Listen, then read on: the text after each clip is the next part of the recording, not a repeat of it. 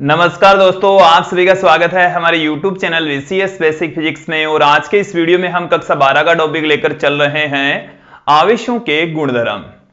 दोस्तों, हमने इससे ठीक पहले जो वीडियो बनाया उसमें आपने देखा कि आवेश क्या होता है।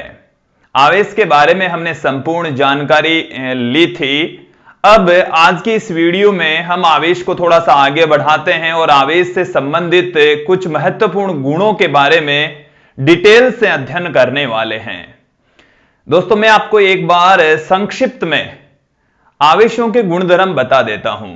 आवेश में कौन कौन सी प्रॉपर्टी पाई जाती है उनके बारे में संक्षिप्त में सुन लीजिए। देखिए, सबसे पहला जो गुणधर्म है, आवेश योज्यता गुणधर्म का पालन करता है। आवेश संरक्षित रहता है।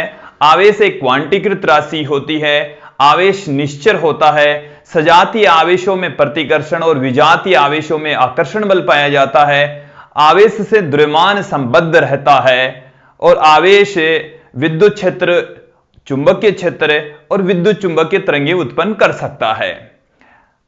कौन सी जो स्थिति है उसमें विद्युत क्षेत्र उत्पन्न करेगा, कौन सी में विद्युत क्षेत्र चुंबकीय क्षेत्र एक साथ में उत्पन्न करता है, इन सब के बारे में इस वीडियो में डिटेल से हम अध्ययन करने वाले हैं। सबसे पहले आप देखिए आवेशों का योज्यता गुणधर्म। आवेशों का योज्यता गुणधर्म का मतलब क्या है? योज्यता का मतलब होता है जोड़, योग से संबंधित है।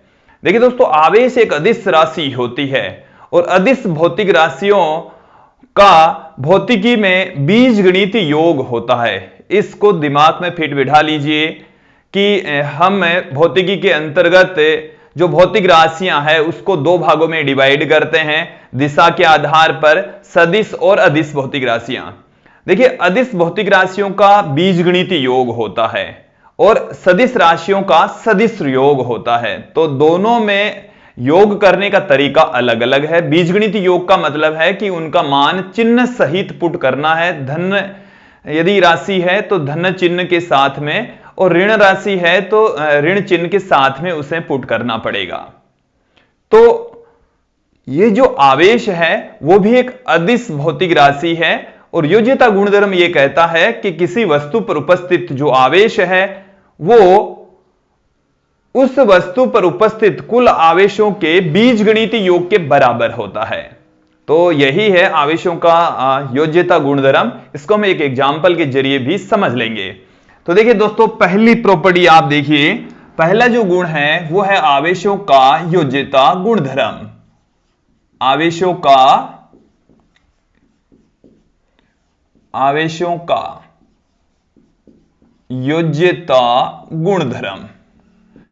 आवेश एक अदिश राशि होती है। आवेश कैसी राशि है? अदिश राशि है। अतः किसी निकाय का कुल आवेश, निकाय का कुल आवेश, इसका स्टेटमेंट मैंने बता दिया है। तो निकाय का जो कुल आवेश है वो है अलग अलग आवेशों के बीजगणितीय योग के बराबर है। अलग अलग आवेशों का बीजगणितीय योग, आवेशों का बीजगणितीय योग, बीजगणितीय योग। तो अलग अलग आवेशों का जो बीजगणितीय योग होता है वही निकाय के कुल आवेश के बराबर होता है।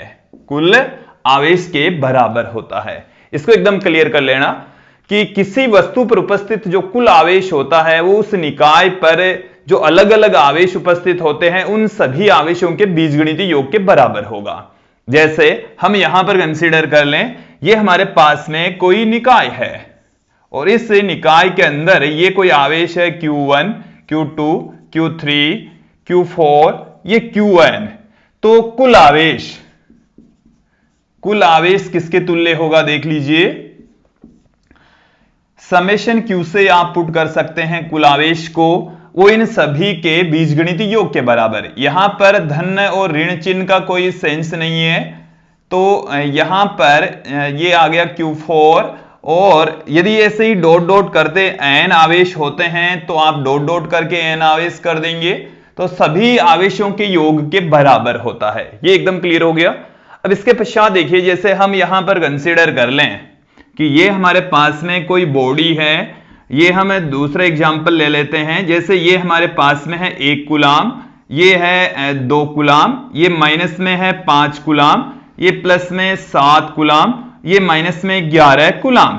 तो इस निकाय पर कुल आवेश, निकाय पर कुल आवेश, निकाय पर कुल आवेश देखिए, निकाय पर कुल आवेश, जो भी आवेश उपस्थित हैं उन सभी आवेशों का आपको बीजगणितीय योग करना है, अर्थात उनको चिन्ह सहित रखना है। तो यहां से आप देखेंगे कि इस पर जो उपस्थित आवेश है वो है 1 कूलाम, तो प्लस में 1 कूलाम, ये है प्लस में 2 कूलाम, ये जो आवेश है वो है माइनस में 5 कूलाम, ये वाला आवेश है प्लस में 7 कूलाम, और यहां पर ये जो आवेश है वो है माइनस में 11 कूलाम। तो यहां पर आप देखेंगे प्लस में 1, प्लस में 2, प्लस में 7, तो प्लस में हो गए हैं 10 कूलाम, माइनस में 5 है, माइनस में 16 है, तो माइनस में हो गए 16 कूलाम। तो यहां से आप देखिए तो माइनस का 6 कूलाम, तो इस वस्तु के ऊपर इस निकाय में जो कुल आवेश होगा वो माइनस में 6 कूलाम के तुल्य होगा। इतना क्लियर हो जाना चाहिए कि किसी वस्तु पर उपस्थित कुल आवेश अलग अलग आवेशों के बीजगणितीय योग के बराबर होता है। अब जैसे हम एक अन्य एग्जाम्पल लें कि कोई उदासीन परमाणु पर आवेश कितना होता है। देखिए हमने उदासीन परमाणु ही कह दिया है, तो परमाणु पर आवेश हम जानते हैं 0 होता है। उदासीन परमाणु पर आवेश 0 होता है। उसके पीछे रीजन क्या हुआ वो समझ लीजिए कि जैसे किसी भी परमाणु पर उपस्थित जो कुल आवेश होता है वो इलेक्ट्रॉनों के आवेश तथा प्रोटॉनों के आवेश के योग के बराबर होता है। तो इलेक्ट्रॉनों के आवेश, इलेक्ट्रॉन की संख्या होती है Z और उनका आवेश होता है Ze, और ये आवेश होगा माइनस में, और प्रोटॉनों का जो आवेश होता है तो प्रोटॉनों की संख्या भी उतनी ही होती है, आवेश भी उतना ही होता है।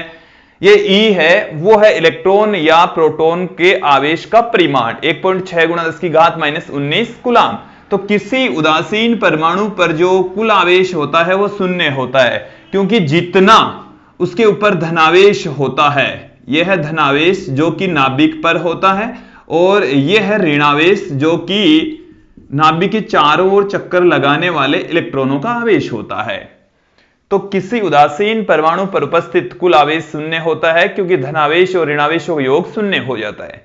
एक एग्जाम्पल इस तरीके से पूछ लेते हैं कि जैसे ये हमारे पास में नाइट्रोजन परमाणु है जिसकी द्रव्यमान संख्या 14, परमाणु क्रमांक 7 के नाभिक पर कुल आवेश, नाभिक पर कुल आवेश, तो नाभिक पर कुल आवेश कितना होगा।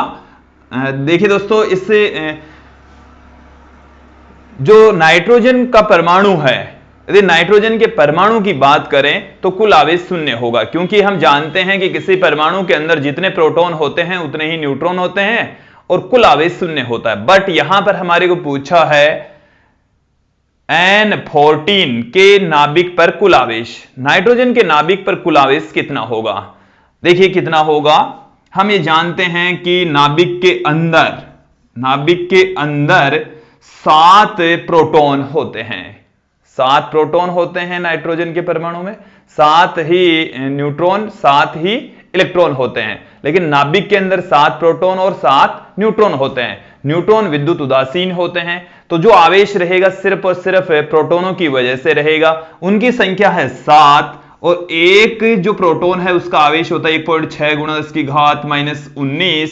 तो यहां से आप देखेंगे समेशन Q इक्वल टू हमारे पास में आ गया है, इसको मल्टीप्लाई कर दीजिए 11.2 × 10⁻19 कूलाम। तो ये आ गया हमारे पास में नाइट्रोजन 14 के नाभिक पर उपस्थित कुल आवेश।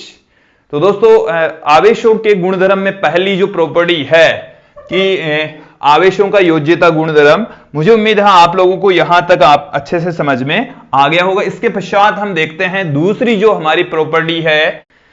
दोस्तों, अब आवेश की दूसरी प्रॉपर्टी देखिए, आवेश संरक्षित रहता है, अर्थात यदि कोई विलगित निकाय है तो उसका कुल आवेश नियत रहता है, संरक्षित रहता है। विलगित निकाय का अर्थ यह है कि बाहर से हम उसको कोई आवेश नहीं दे रहे हैं, न ही उस निकाय में से बाहर निकाल रहे हैं, तो उस निकाय का जो कुल आवेश है वो संरक्षित रहेगा, नियत रहेगा, कांस्टेंट बना रहेगा किसी भी प्रक्रिया के दौरान, किसी अभिक्रिया के दौरान।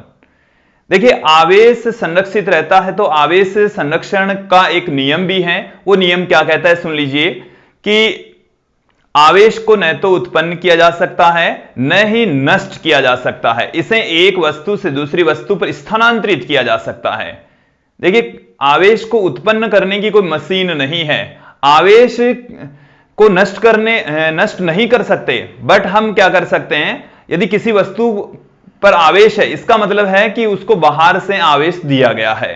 जैसे कोई वस्तु धनावेशित है, इसका मतलब यह हुआ है कि उसमें से इलेक्ट्रॉन बाहर निकाल लिया, तो वो जो वस्तु है वो धनावेशित हो गई। इसका यह नहीं है कि कोई विधि हो, कोई तरीका हो, कोई मशीन हो जिससे कोई अतिरिक्त आवेश उत्पन्न किए जाते हो।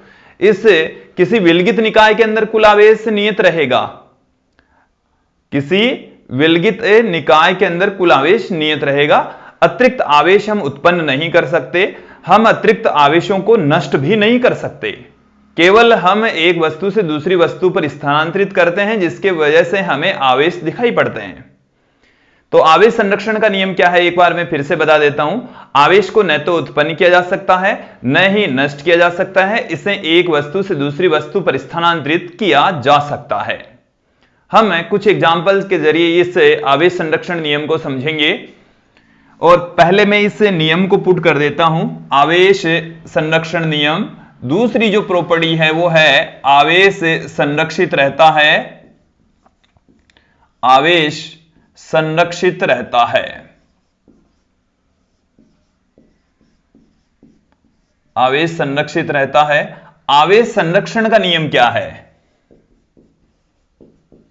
आवेश संरक्षण नियम के अनुसार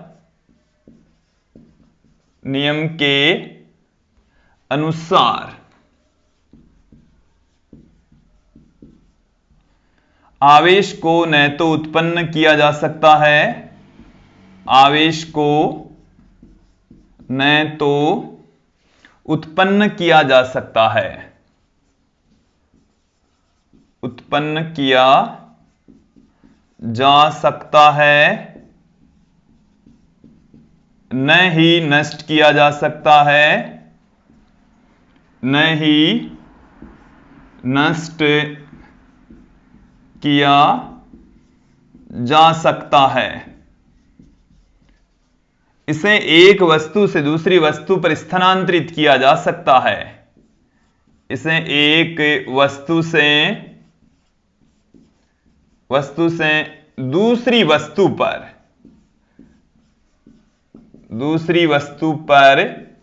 स्थानांतरित किया जा सकता है, स्थानांतरित किया जा सकता है, स्थानांतरित किया जा सकता है। क्रिएट नहीं कर सकते, डिस्ट्रॉय नहीं कर सकते। अब हम कुछ एग्जाम्पल के जरिए इसको समझने का प्रयास करेंगे। सबसे पहले हम देखते हैं युग्म विनाश। देखिए, एक ऐसी घटना जिसमें इलेक्ट्रॉन तथा पॉजिट्रॉन आपस में मिलकर गामा तरंगों का निर्माण कर लेते हैं। देखिए, एग्जाम्पल हम पुट कर रहे हैं आवेश संरक्षण का युग्म विनाश। युग्म विनाश, इसका मतलब क्या है कि एक इलेक्ट्रॉन होता है और एक पॉजिट्रॉन होता है, और जब ये दोनों आपस में मिलते हैं तो गामा किरणों का निर्माण कर लेते हैं। इसका मतलब समझिए कि यहां पर यह है इलेक्ट्रॉन है, और यह है पॉजिट्रॉन, यह है पॉजिट्रॉन, और यहां पर निर्माण हो रहा है गामा किरणों का, विद्युत चुंबकीय तरंगों में कन्वर्ट हो जाते हैं। पहले मैं आवेश संरक्षण को समझा देता हूं कि इस रिएक्शन के अंदर, इस घटना में आवेश संरक्षित कैसे रहता है। इलेक्ट्रॉन का जो आवेश है वो होता है 1.6 गुणा 10 की घात -19 कूलाम विथ नेगेटिव साइन।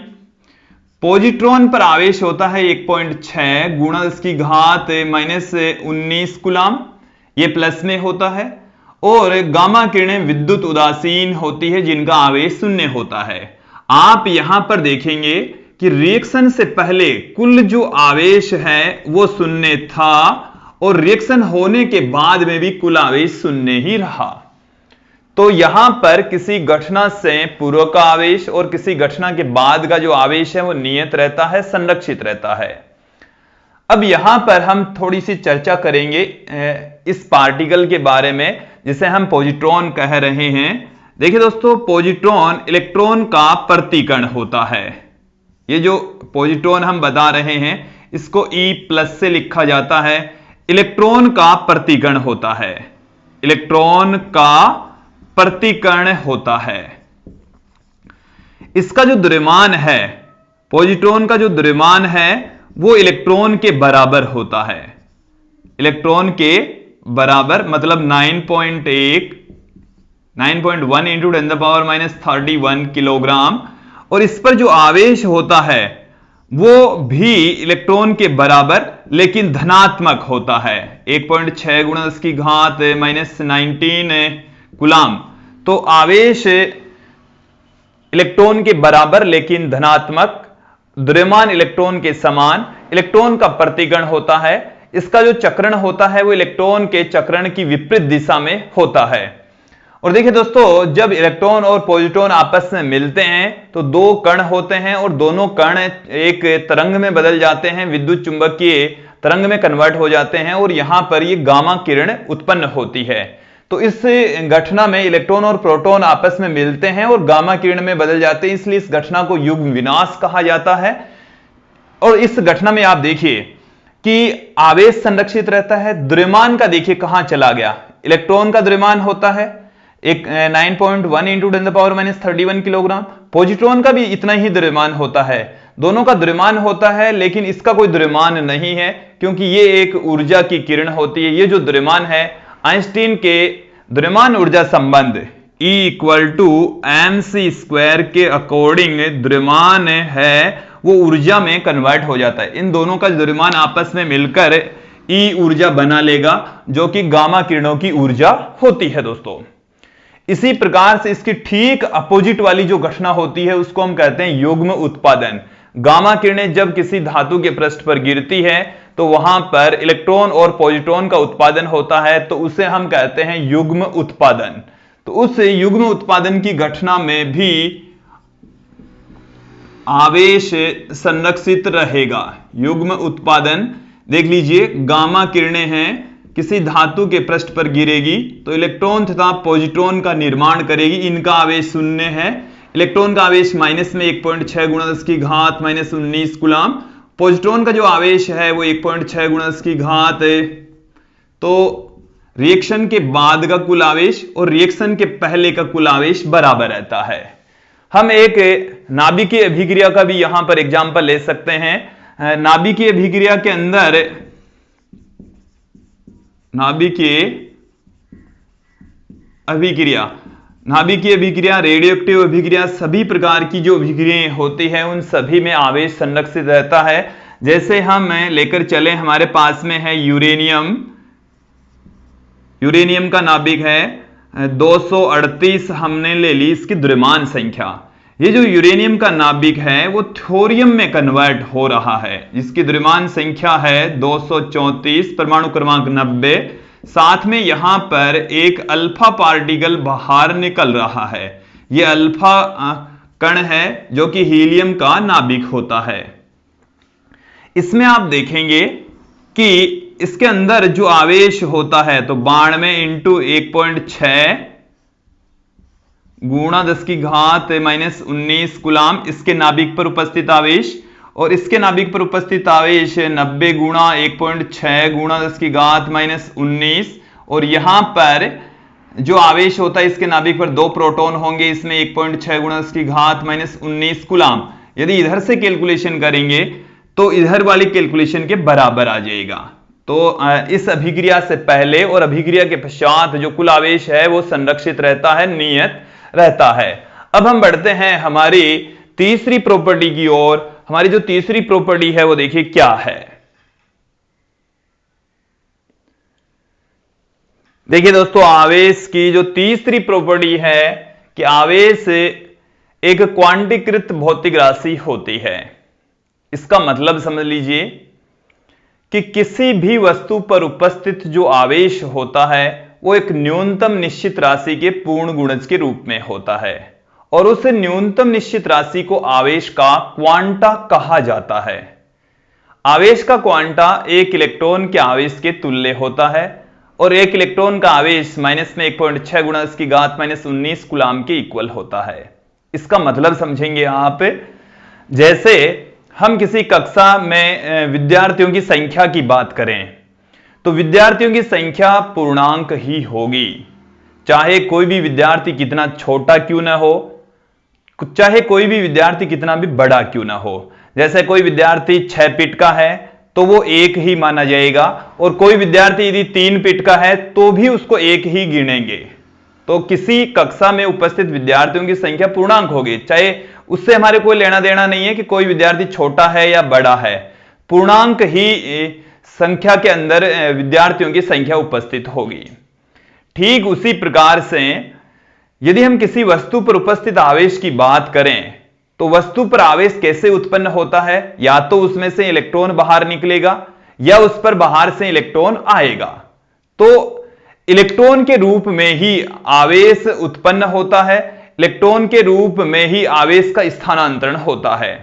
तो किसी भी वस्तु पर उपस्थित जो आवेश होता है वो इलेक्ट्रॉन के आवेश के पूर्ण गुणज के रूप में होता है। यदि एक इलेक्ट्रॉन बाहर निकल गया तो एक इलेक्ट्रॉन जितना धनावेश आ जाएगा, 2 इलेक्ट्रॉन बाहर निकल गए किसी वस्तु में से तो 2 इलेक्ट्रॉनों जितना धनावेश आ जाएगा। जैसे हमारे पास में ये कोई वस्तु है, इसमें से जब एक इलेक्ट्रॉन बाहर निकला, एक इलेक्ट्रॉन बाहर निकल गया तो इस वस्तु के ऊपर उपस्थित जो आवेश होगा वो आ जाएगा 1 ई के बराबर, 1 ई।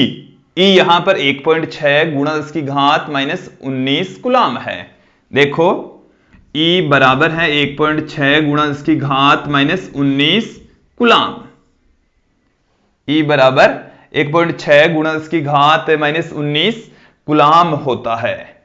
तो देखिए दोस्तों, यहां पर यदि 2 इलेक्ट्रॉन बाहर निकल जाएंगे तो यहां पर जो आवेश होगा वो 2e हो जाएगा, 3 निकलेंगे तो 3e इसके ऊपर प्लस में आवेश आता चला जाएगा।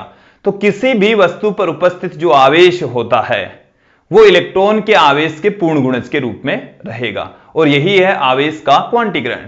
तो एक बार फिर से सुन लीजिए कि आवेश के क्वांटीकरण का अर्थ यह है कि किसी भी वस्तु पर उपस्थित आवेश इलेक्ट्रॉन के आवेश के पूर्ण गुणज के रूप में होता है, इलेक्ट्रॉन के आवेश के पूर्ण गुणज के रूप में होता है।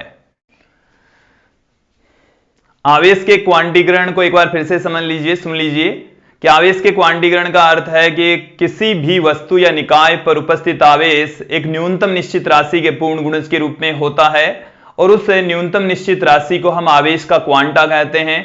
आवेश का क्वांटा एक इलेक्ट्रॉन के तुल्य होता है। तो देखिए दोस्तों, आवेश का जो क्वांटा है वो किसके तुल्य है? आवेश का क्वांटा, आवेश के क्वांटा का मतलब है एक इलेक्ट्रॉन का आवेश, एक इलेक्ट्रॉन का आवेश, और इलेक्ट्रॉन के आवेश का जो परिमाण होता है वो 1.6 गुणा इसकी घात -19 कूलाम होता है। तो किसी वस्तु पर उपस्थित कुल आवेश, किसी वस्तु पर उपस्थित, किसी वस्तु पर उपस्थित कुल आवेश, किसी वस्तु पर उपस्थित कुल जो आवेश होगा उसको हम Q से लिख रहे हैं, N इंटू E के रूप में होगा। और यदि आवेश धनात्मक है तो प्लस का साइन, ऋणात्मक है तो माइनस का साइन। तो ये जो आवेश के क्वांटीकरण से हमें एक फॉर्मूला प्राप्त होता है, इसको आप समझ लीजिए, जहां ये जो N है वो 0, 1, 2, 3, 4 इस तरीके से एक पूर्णांक संख्या होगी। ये जो E है वो 1.6 गुणा इसकी घात -19 कूलाम होगा। तो ये आप लोग समझ लेंगे, किसी भी वस्तु पर उपस्थित जो आवेश होगा वो ऐसा नहीं हो सकता कि 2/3 ई नहीं हो सकता, 1.6 ई नहीं हो सकता। इसका मतलब क्या है कि इलेक्ट्रॉन का जो किसी वस्तु पर उपस्थित जो आवेश है वो इलेक्ट्रॉन के आवेश के पूर्ण गुणज के रूप में रहेगा। 2/3 गुणा नहीं हो सकता, 1.6 गुणा नहीं हो सकता। ये क्लियर है। तो ये था आवेश का क्वांटीकरण। और आवेश के क्वांटीकरण को आप यदि बेटर तरीके से समझें तो हम एक और एग्जांपल ले सकते हैं। जैसे हमारे पास में कि कोई वस्तु है और उस वस्तु पर 1 कूलाम आवेश है। इस एग्जाम्पल को मैं क्लियर कर देता हूं। कोई वस्तु है, उस वस्तु के ऊपर 1 कूलाम आवेश है, तो उसमें इलेक्ट्रॉनों की संख्या कितनी होगी? तो 1 कूलाम आवेश में इलेक्ट्रॉन कितने होंगे? 1 कूलाम आवेश में, 1 कूलाम आवेश में इलेक्ट्रॉनों की संख्या, इलेक्ट्रॉनों की संख्या, इसी जो फॉर्मूले को हम यूज में ले लेंगे। यहां पर Q बराबर हमें दे रखा है 1 कूलाम और N का मान हमें पूछा है, तो N बराबर हम पुट कर देंगे Q बट्टे में E। Q का मान 1, E का मान 1.6 गुणा 10 की घात -19 कूलाम। यहां से देखिए पॉइंट हटा देंगे तो 10 बट्टे में 16 गुणा 10 की घात, ये बट्टे से ऊपर जाएगी तो प्लस में 19। जब इसको हम इस तरीके से लिख सकते हैं 100 बट्टे में 16 गुणा 10 की घात 18। 100 के अंदर 16 का भाग लगाएंगे तो 6 बार में चला जाएगा 96, फिर 4 शेष रह गया 40, 40 में 32 2 बार में चला गया, फिर 80 5 बार में चला गया, तो 6.25 गुणा 10 की घात 18 इतने इलेक्ट्रॉन होंगे। 1 कूलाम जो आवेश होता है उसमें 6.25 गुणा 10 की घात 18 इलेक्ट्रॉन होंगे दोस्तों। तो ये था आवेश का क्वांटीकरण। और इसके पश्चात हम देखेंगे आवेशों की निश्चरता। दोस्तों आवेशों का जो अगला गुण है वो है कि आवेश निश्चर रहता है। इसका मतलब समझ लीजिए क्या है कि आवेश का जो मान है वो वेग से प्रभावित नहीं होता। इसका अर्थ क्या है? यदि कोई वस्तु है उस पर आवेश है और यदि वो वस्तु बहुत तेज गति से गति कर रही है तो उस पर उपस्थित आवेश की मात्रा वेग से अप्रभावित रहती है। हमें कई बार लगता है कि गति से किसी वस्तु के मान में कोई बदलाव हो सकता है। क्या हो सकता है दोस्तों? द्रव्यमान बदल सकता है, किसी छड़ की लंबाई बदल सकती है। और यदि जैसे मान लीजिए कोई आवेश है, स्थिर आवेश है, वो अलग विद्युत क्षेत्र उत्पन्न करेगा और गतिशील जो आवेश होता है वो भिन्न विद्युत क्षेत्र उत्पन्न करता है। तो कुछ भौतिक राशियां गति के साथ में बदल जाती है, परिवर्तित हो जाती है, लेकिन आवेश है वो निश्चल रहता है, आवेश गति के साथ में अपरिवर्तित रहता है, इसमें कोई बदलाव नहीं आता है। जैसे स्थिर आवेश और गतिशील आवेश का जो परिमाण होता है वो सेम रहता है। तो विराम अवस्था में आवेश का जितना मान होगा उतना ही गतिशील अवस्था में आवेश का मान होगा। गतिशील अवस्था, गतिशील अवस्था में, तो विराम अवस्था में और गतिशील अवस्था में आवेश का मान समान रहता है, लेकिन द्रव्यमान बदल जाता है। विराम अवस्था में यदि द्रव्यमान है m0 और यदि उसी द्रव्यमान को v वेग से गति करवा दें तो जो द्रव्यमान है उसका मान हो जाएगा m0 बट्टे में 1 - v² का रूट, जहां जो m0 होता है वो है वस्तु का विराम द्रव्यमान, विराम अवस्था में द्रव्यमान, और ये जो c है वो है प्रकाश का वेग, प्रकाश का वेग, और ये जो v है वो है कण का वेग, कण का वेग जिसका द्रव्यमान m0 है, जिसका द्रव्यमान क्या है? m0 है। तो देखिए दोस्तों, द्रव्यमान बदल जाता है, विद्युत क्षेत्र चुंबकीय क्षेत्र बदल जाते हैं, समय बदल जाता है, लंबाई बदल जाती है, लेकिन आवेश का जो परिमाण है वो अपरिवर्तित रहता है। गति के साथ में आवेश की मात्रा पर कोई इफेक्ट नहीं पड़ता है। यही है आवेश निश्चलता का नियम, आवेश निश्चलता का गुणधर्म। अब हम अगली प्रॉपर्टी की ओर बढ़ते हैं। आवेश के गुणधर्मों में अगला जो गुणधर्म है दोस्तों वो है कि सजातीय आवेशों में प्रतिकर्षण तथा विजातीय आवेशों में आकर्षण बल पाया जाता है। हम कुछ एग्जाम्पल के जरिए इस गुणधर्म को समझेंगे। जैसे हम रेशम के कपड़े को कांच की छड़ से रगड़ते हैं तो कांच की छड़ है वो धनावेशित हो जाती है। ये कोई दृढ़ आधार है और इस दृढ़ आधार से यदि हम किसी कांच की छड़ को लटका दें जिसके ऊपर धनावेश है, इसके ऊपर धनावेश है, अब यदि इसके पास में कोई अन्य कांच की छड़ लेकर जाएं, अन्य ये कोई कांच की छड़ है तो ये इन दोनों के बीच में प्रतिकर्षण बल लगेगा, एक दूसरे से दूर जाएंगे। ये जो कांच की छड़ है वो इस स्थिति से प्रतिकर्षित होकर इस स्थिति में आ जाएगी। ये ऐसा क्यों हुआ? प्रतिकर्षण के कारण से। तो यदि धनावेश को धनावेश के पास में ले जाएंगे तो प्रतिकर्षण बल काम करेगा। इसी प्रकार से यदि आप एक प्लास्टिक की छड़ लेते हैं जिसको हमने ऊन से रगड़ा, ऊन से रगड़ने पर प्लास्टिक की छड़ के ऊपर ऋणावेश आ जाता है, और यदि आप कोई दूसरी प्लास्टिक की छड़ लेते हैं, ये जो छड़ें हमने दिखाई है वो है प्लास्टिक की, ये जो छड़ें हमने दिखाई है वो है कांच की छड़ें, तो ऋणावेश और ऋणावेश के बीच में भी यहां पर प्रतिकर्षण बल काम करेगा। लेकिन यदि एक प्लास्टिक की छड़ के पास में एक कांच की छड़ ले जाएं, एक हमारे पास में है कांच की छड़ और दूसरी हमारे पास में है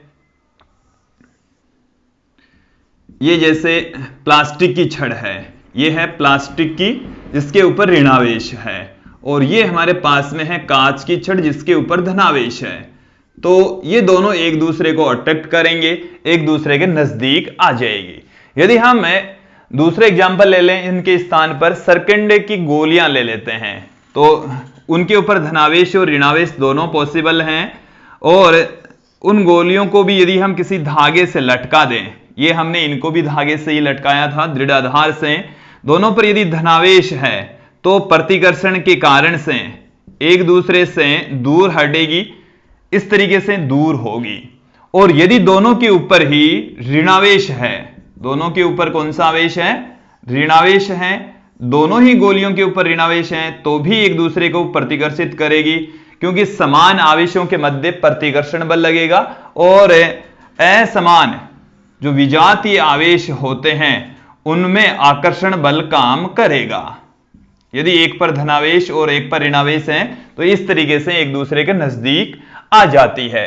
तो जो अगली प्रॉपर्टी है वो क्या है कि सजातीय आवेशों में प्रतिकर्षण, सजातीय आवेशों में मतलब एक ही जाति के, मतलब दोनों धनावेश हो या दोनों ऋणावेश हो, तो सजातीय आवेशों में प्रतिकर्षण बल लगता है, प्रतिकर्षण बल।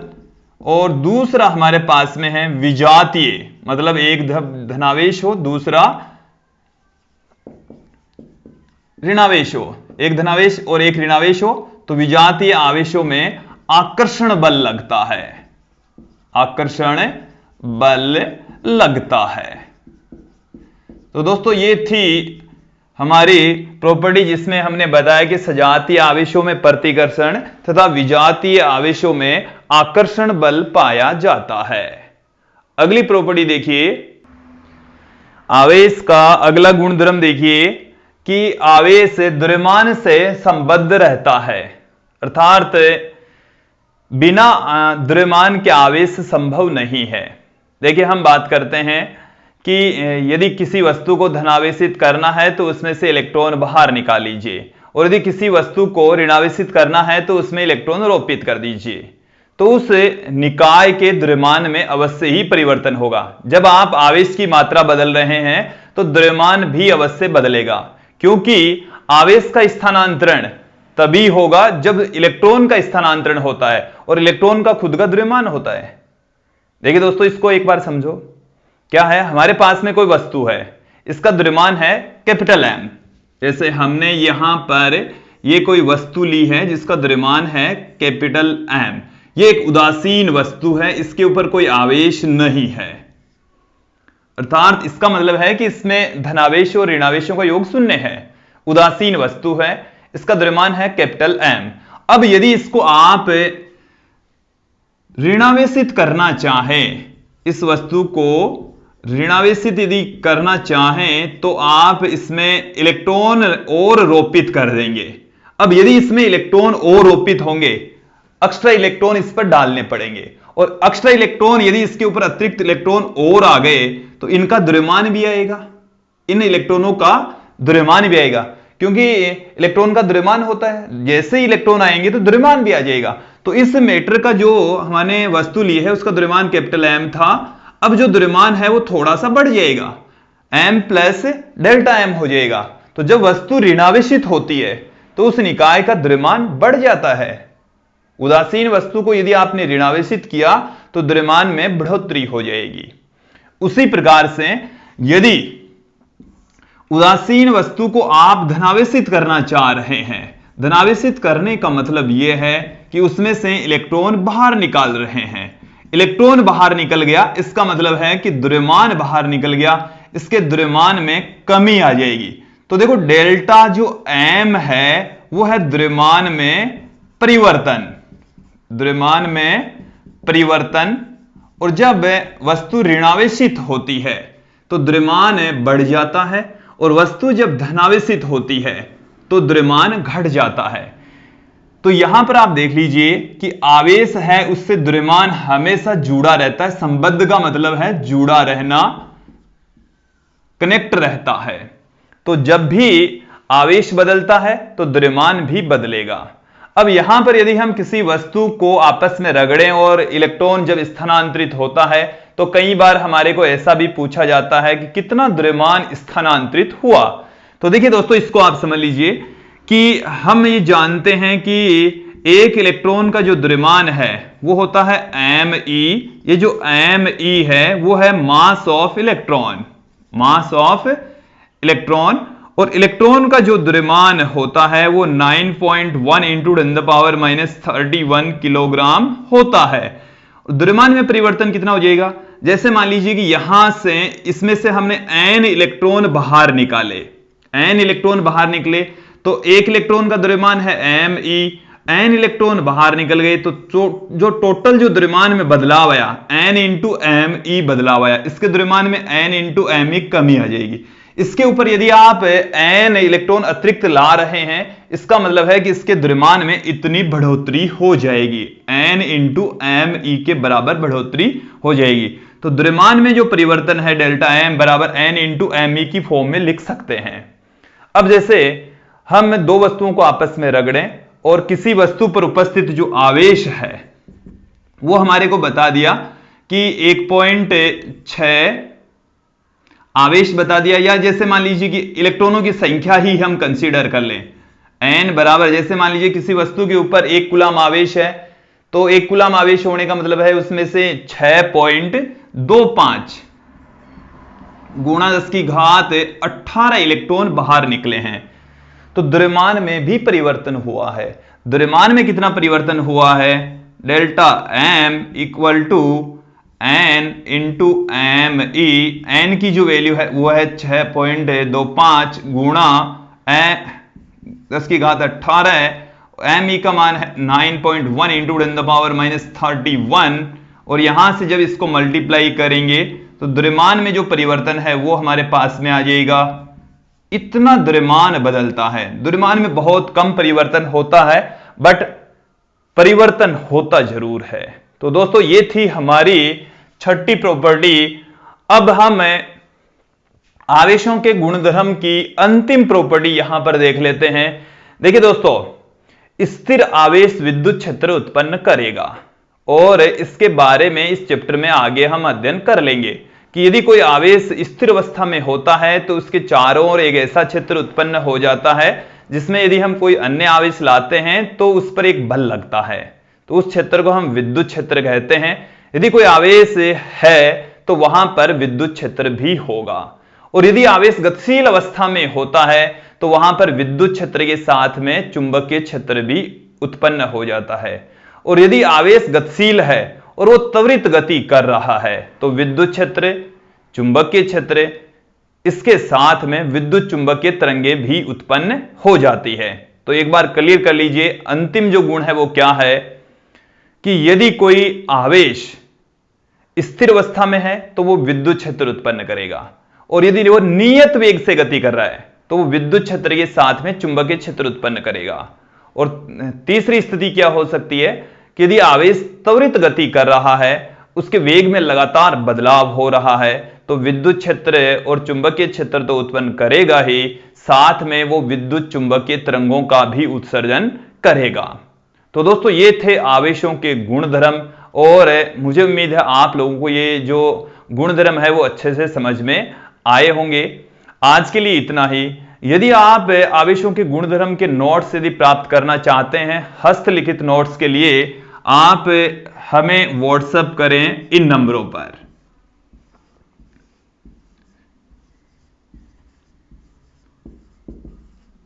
इन नंबरों पर आप व्हाट्सएप करके इस टॉपिक के नोट्स प्राप्त कर सकते हैं। तो दोस्तों ये थे आवेशों के गुणधर्म, और मुझे उम्मीद है आप लोगों को ये जो वीडियो है वो अच्छे से समझ में आया होगा। आज के लिए इतना ही। धन्यवाद दोस्तों।